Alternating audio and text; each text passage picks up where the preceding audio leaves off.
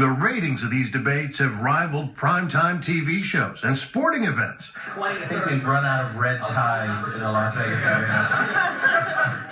Tonight in Queens, the Q.E.D. Cafe had it on big screens. You made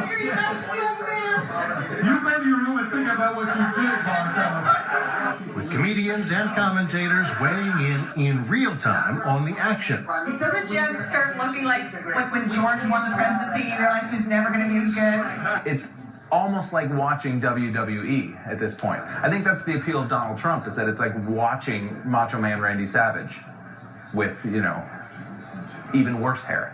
Throughout the campaign, Trump's fiery rhetoric hasn't exactly hurt him. Quite the contrary.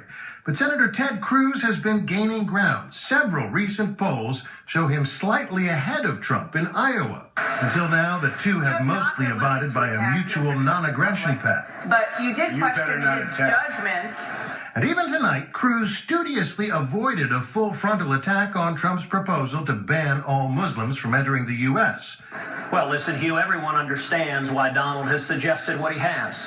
Though he did distance himself from it. There are millions of peaceful Muslims across the world in countries like India. It's not a war on a faith. It's a war on a political and theocratic ideology that seeks to murder us. The turmoil up top has left the rest of the field jockeying to position themselves as the reasonable alternative.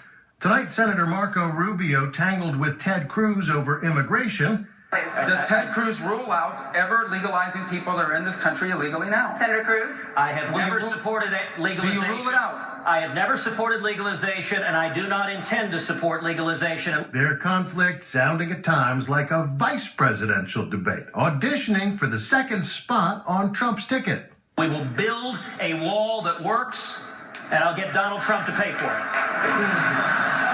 I'll build it.